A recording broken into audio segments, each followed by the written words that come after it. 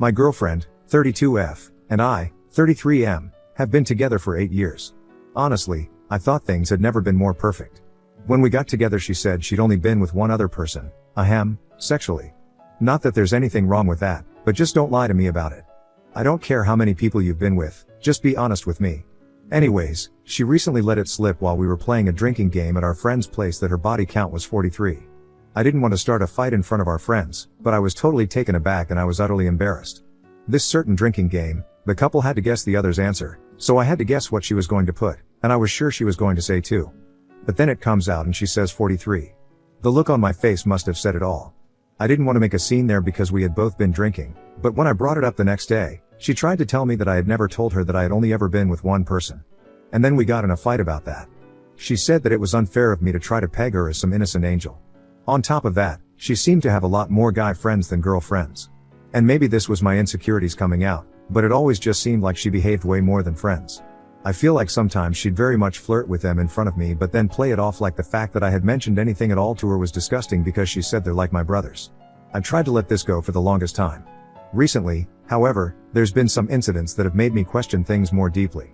For instance, a few months ago, she started getting very secretive with her phone, something she had never done before. She would receive late night messages and would quickly turn her phone away when I was nearby.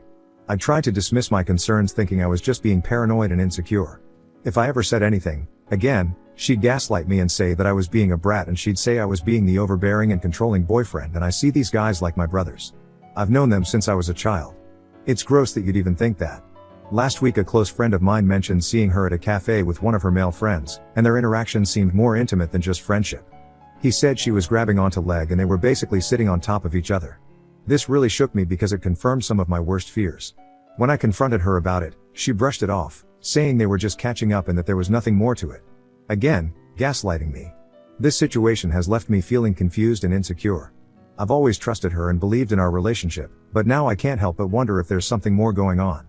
I don't want to jump to conclusions or make unfounded accusations, but I also can't ignore these feelings of doubt and betrayal. But then again, she just makes me feel like I'm the crazy one. Am I being dramatic here? Am I the problem? We've had multiple discussions about her friendships with men, and each time, she reassures me that they are just friends. Yet the secrecy and the way she interacts with some of them make it hard for me to believe that entirely.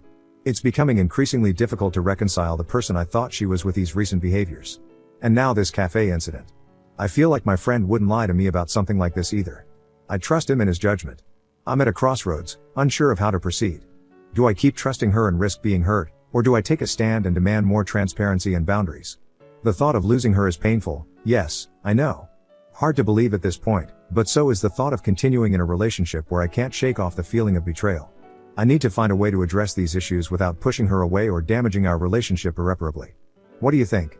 Is she cheating on me? Am I the crazy one? Update 1. Hi, I'm back. A couple months ago I came on here asking whether or not my girlfriend was cheating on me. I'm just here to update you all.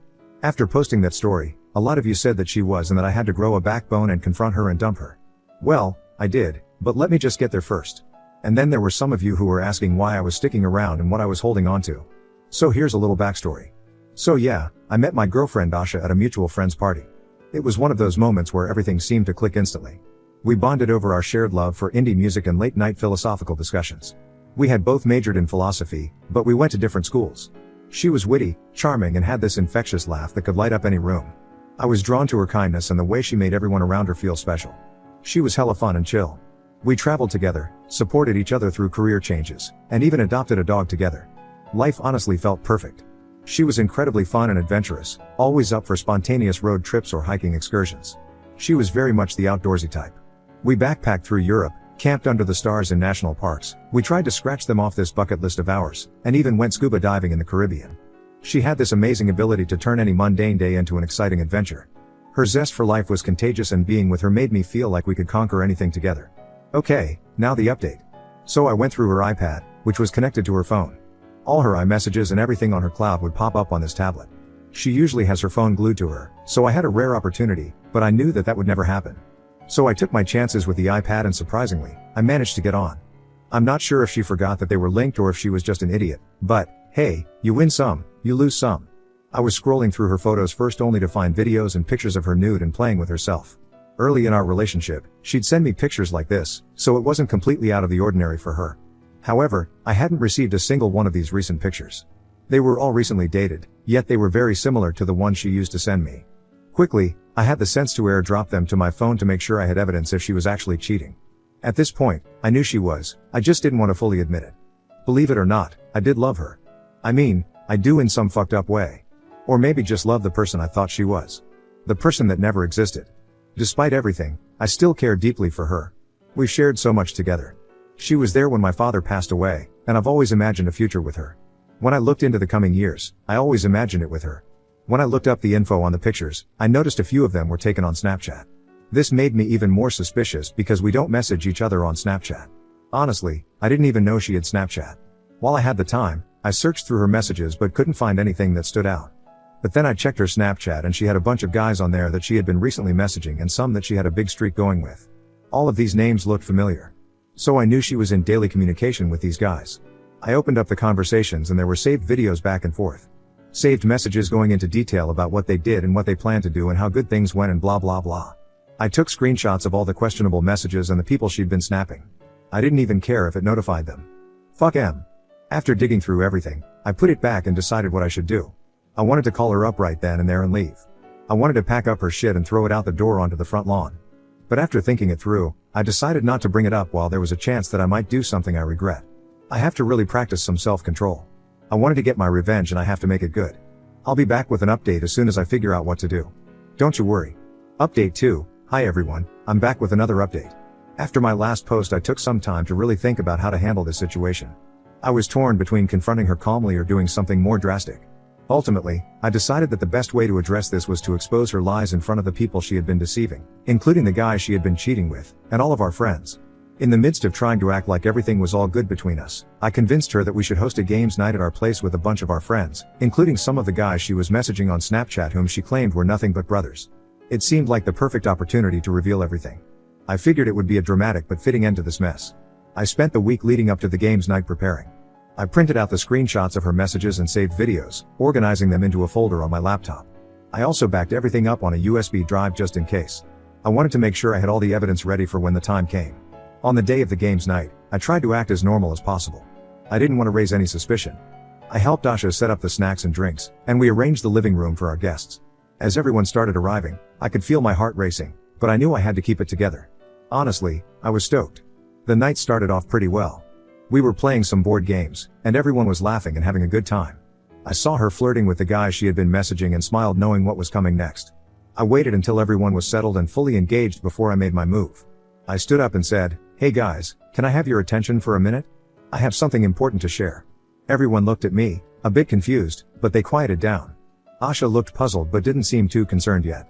I took a deep breath and continued for our next time. It's time to play truth or drink. I pulled out my laptop and connected it to the TV. I opened the folder with the evidence and started showing the screenshots and videos. The room went dead silent as everyone processed what they were seeing.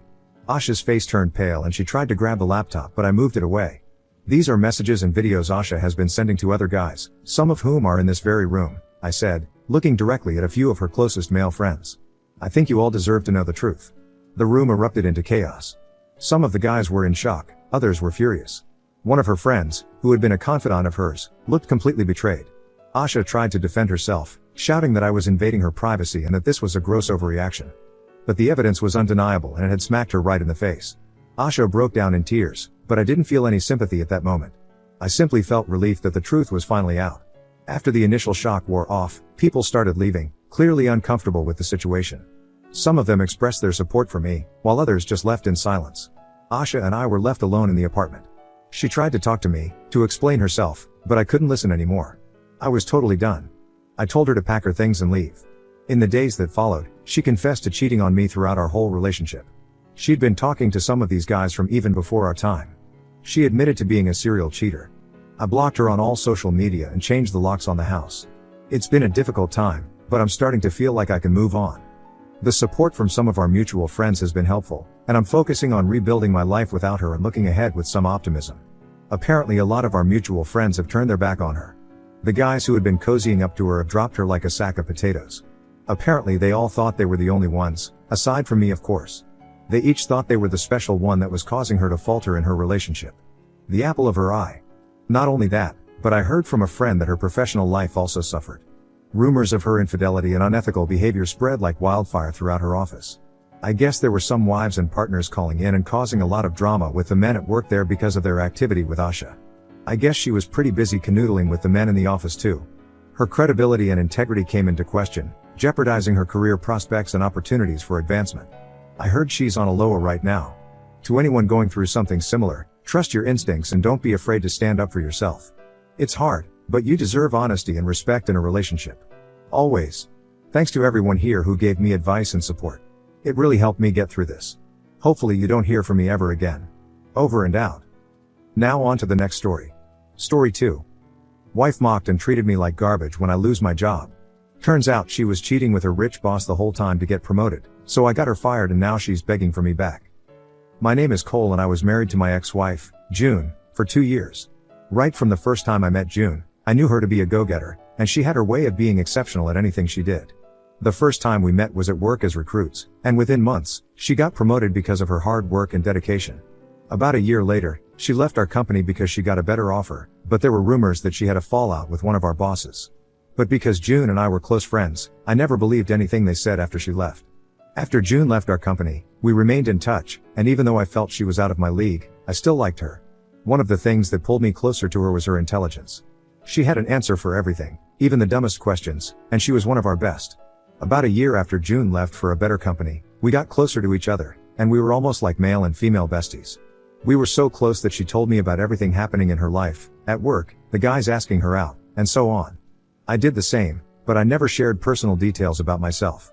Unlike me, June was an open book. She didn't need to know you so well to tell you about her childhood. In the process of being so close, I fell in love with her, and when I professed my feelings to her, she admitted that she liked me too. Eventually, we dated and ended up marrying after a year. Being married to June felt good, and even though we fought and argued a lot of times, there was nothing we couldn't fix. Aside from our fights and arguments, every other thing was great with us. We looked after each other, supported and pushed ourselves to become better versions. On my end, I provided for June and took full responsibility for rent, groceries, gas, and other bills, and occasionally, June would contribute to it. This was because there was a business idea she was working on, and we had an agreement that she would push whatever she earned to it for a couple of months, and I would single-handedly take care of us. Unfortunately, after 13 months of our marriage, I was laid off from my organization. It was a huge surprise and changed many things at home. For starters, I could not afford to pay rent, buy groceries, pay bills, or do the things I used to do before because I had a minimal amount of savings, and when that was exhausted, I had to depend on June to take care of the house until I got back on my feet. I submitted applications to multiple organizations, and I didn't get any positive response for months. I even tried doing menial hourly jobs for a week, but it felt so out of place, and the pay was so low that even if I worked 50 hours a week for 4 weeks, it would be nothing compared to how much I earned, so I quit and focused more on applying for my kind of work. Around the same time I was jobless, I noticed that June's attitude changed greatly. She no longer talked to me with respect. At every slightest provocation, she would remind me that she was taking care of the house. This hurt every time she said it. The first time we argued about me not making dinner for her on time, she said it in anger, and I believed she was stressed and exhausted. I even apologized to let peace reign, but after that, she mentioned it every day. Whether I did something wrong or not, she would always find a way to mock me for my joblessness and remind me that she was the one taking care of the house and paying all the bills. Also, it didn't end with the insults. Our intimacy reduced too, and she didn't even let me touch her. Every time I tried, she rudely turned me down or claimed she had to sleep early so she would go to work on time the following day. And because I wasn't working, I took over the full responsibility of cleaning, cooking, doing the laundry, and other things we used to do together. I'll admit I was hurt and heartbroken when she treated me and acted that way, and even after I got a job, things did not go back to how they used to be between us. Eventually, I was able to find a job.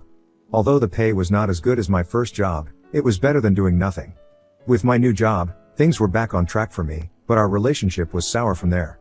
After I broke the news of my new job, she became nicer and apologized for everything she said to me.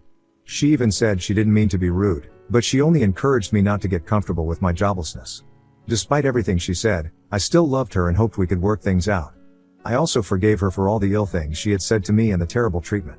On her end, I had seen a couple of improvements, but it wasn't like before, and I believed everything would be back to normal with time, but I was wrong. Despite having a new job, June and I were still distant. She only allowed me to touch her whenever she was in a good mood, and she became more engrossed with work and barely had time for me. It got to the point where I was so tired of our marriage, and I tried as much as I could talk to her, but everything I said was ignored. One day, I wanted to borrow her laptop to do something quick since I had forgotten mine at the office, and as soon as I turned it on, I got a notification from her bank. I shouldn't have checked her earnings since we were no longer close, but I was curious how much she earned. She had recently been promoted, and she never mentioned how much she was making, and to my greatest surprise, when I checked, it was a lot. So much that I wondered how it was possible, and as I did some further investigation to see how much extra it was from her previous salary, I stumbled upon something that revealed a bitter truth. In the past few months, June's transactions showed she had been making strange purchases, including payment for hotel rooms in a particular 5-star hotel, and the moment I saw that, I knew something was wrong. Out of instinct, I printed out copies of these strange expenses, and I cleared every trace that I had touched her laptop.